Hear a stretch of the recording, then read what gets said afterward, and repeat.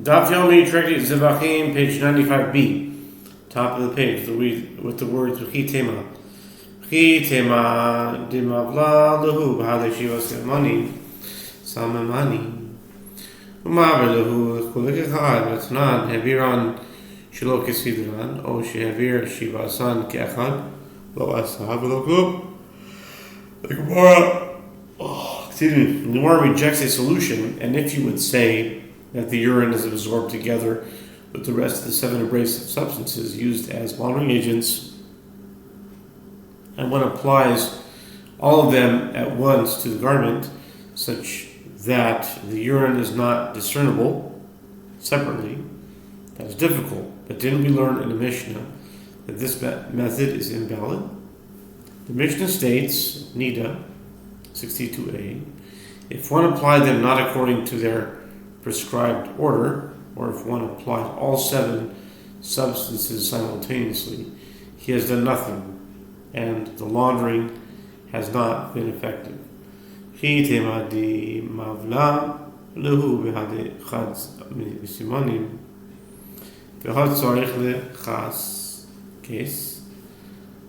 Shalosh Pamim B'chol Echad V'Echad Tanan Ela Dimavla Lehu Berok Tafel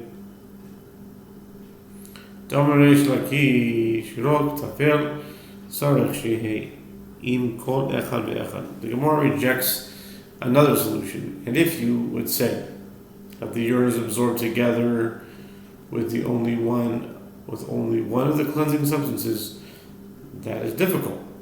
But didn't we learn in that Mishnah one must rub the garment 3 times with each and every one of those substances independently? The Gemara resolves. Rather, it must be explained that the urine is absorbed in tasteless saliva, which comes from one who has not eaten since walking. As Rish Lakish says, tasteless saliva must accompany each and every one of the substances applied to the garment. And now we start a new Mishnah. Mishnah says, Echad shebishel bo ve'echad she'era l'sacho roteach Echad kadshei HaKadashim, in brackets Kadashim, Echad kadshim kalim te'unin rika u'shetifa. Rabbi Shimon Omer Kadashim Kalim Ain't Tuning Marika Shtifa. Mishnah says, whether with regard to a copper vessel in which one cooked the meat of an offering, or whether with regard to one into which one poured the boiling meat of an offering, whether the meat is from offerings of the most sacred order, or whether it is from offerings of lesser sanctity, such vessels require scouring and rinsing. Rabbi Shimon says vessels in which offerings of lesser sanctity were cooked or poured do not require scouring and rinsing. Okay, now the Gemara. Tanrabanan Asher Tuvshal Bo Ein Li Ela Shebishel Bo Eira L'Socho Roteach Minayin Talmud Lomar V'asher Tevushal Bo Yishavir. Concerning the statement in the Mishnah that these halachot also apply to a vessel into which a boiling cooked dish was poured, the Gemara notes that the sages taught in Braita with regard to a sin offering, the verse states in which it is cooked. Leviticus 6:21. I have derived only that this applies to a vessel in which one cooked the sin offering.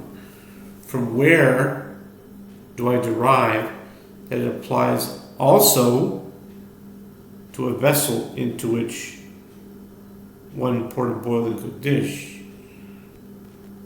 The verse states more fully, but the earthenware vessel in which it was cooked shall be broken. Since the verse employs the phrase in which it is shall be broken, that teaches that if the hot meat is in the vessel, whether cooked or poured into the vessel, these halachot apply to it.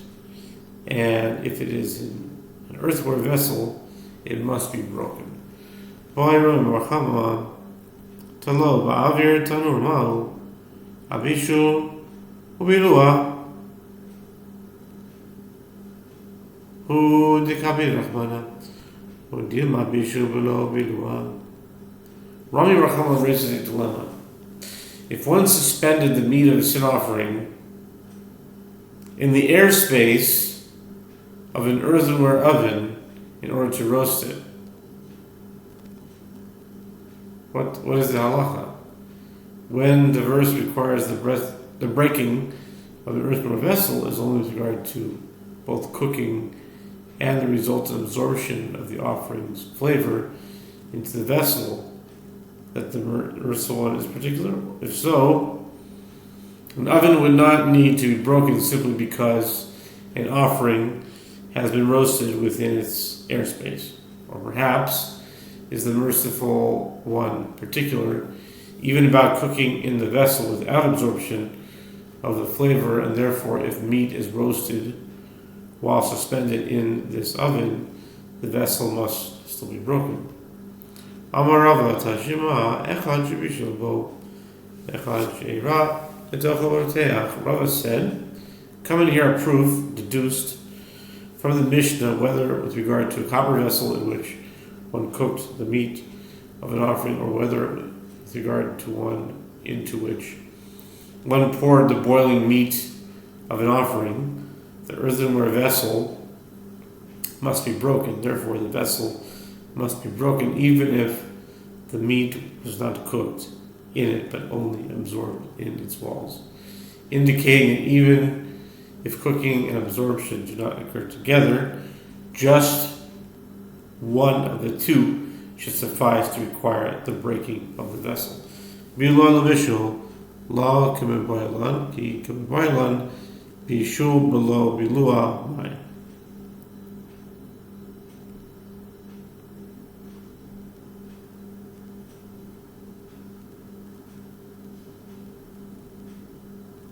Gemara rejects the proof.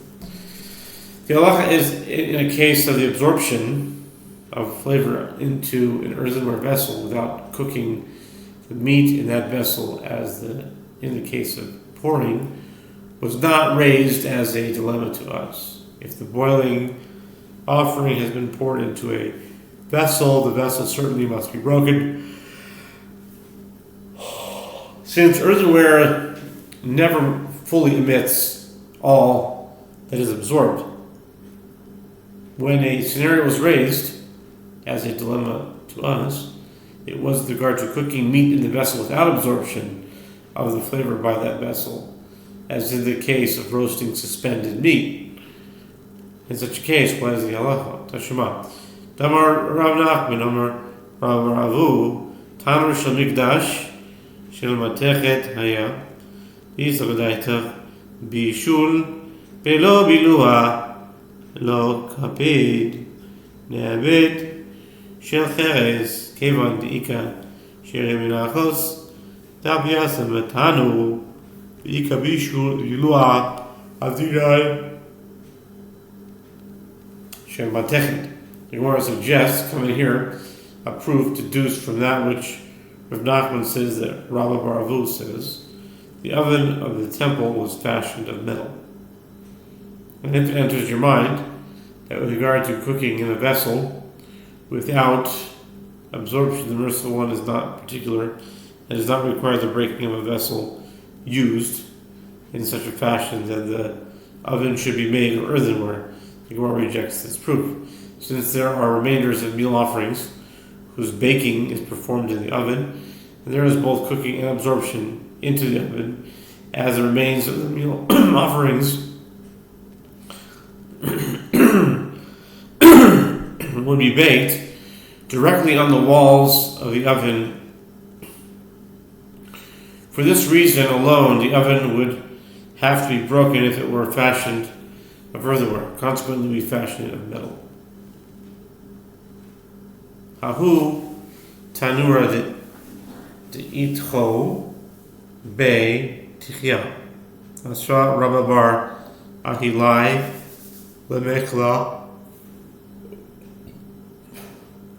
l'rifta, le'olam, ve'afilu milcha, dilma asi l'mechla bechutacha.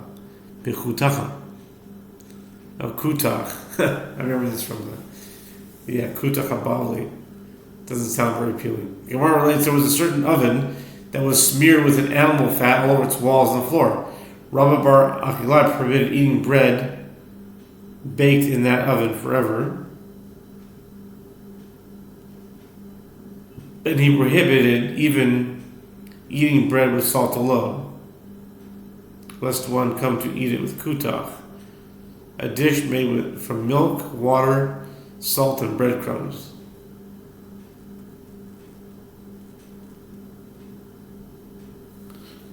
According to Rabba bar Achilai, the oven will never fully eliminate the fat. Meisvei ein lashin es ha isa v'chalav imlash kol apas kula asura v'pnei hergel avera. The Gemara raises an objection to this from a Braita. With regard to baking bread, one may not knead the dough with milk. And even if one nevertheless kneaded the dough with milk, all of the bread made from that dough is forbidden, because one might become accustomed to sin. As one habitually eats bread with meat, he might also eat this bread with meat and unwittingly transgress the prohibition of eating meat with milk. Kayotze bo ein tashin esatanu ba'aliyah im tash kol apas kula asura ad sheyafsik es hatanur tiyufta derab bar ahilai tiyufta. The Braita continues. Similarly, one may not smear the inside of an oven with the fat of a sheep's tail, because the fat of the tail has the halacha of meat. And if one nevertheless smears the oven with the fat of the tail, all the bread baked in it is forbidden until one kindles the oven and burns off this fat. Evidently, the baked bread after the oven is kindled again is permitted because the oven is considered cleansed of the meat fat. Therefore, the refutation of the opinion of Rabba bar Achilai, who says that the oven never fully eliminates the fat, is indeed a conclusive refutation. Amar le'Rabina Levashi, Chim Yachar de Itov Tav Rabba bar Achilai, Amai Morav, Kederos Bepesach Yishbahu, Yishavru, Amar le Rav Mokilei Ahi Bashal B'Teches. Ravina said to Rav Ashi, since the statement of Rav Achilai was conclusively refuted, why does Rav say that pots that were used for leavened bread must be broken before Passover? Presumably, the leavened bread could be burned out of them through kindling instead. Rav Ashi said to him, Rav construes that ruling of the Braita according to which the fat can be burned out of the oven as referring to an oven fashioned of metal, which cleanses the fat when kindled. In the case of earthenware vessels, additional kindling is insufficient because the flavor absorbed within it cannot be cleansed by fire. Or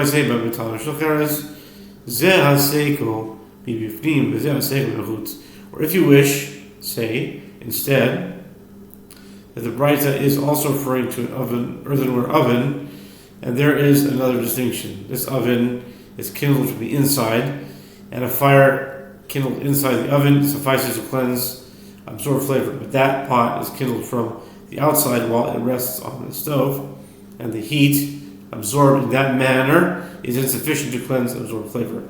The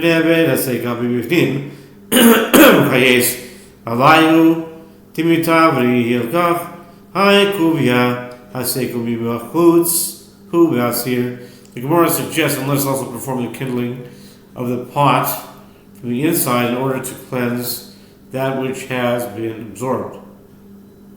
The Gemara answers, this solution is not feasible. The owners of such pots might be concerned for them, as they are apt to break if the heat becomes too great. Consequently, the owners will not apply sufficient heat to ensure that the absorbed flavor will be completely cleansed. The Gemara concludes, therefore, with regard to this earthenware tile, which is used on the fire as a baking pan, and its kindling is from the outside, it becomes prohibited for subsequent use by the flavors absorbed within, which cannot be cleansed.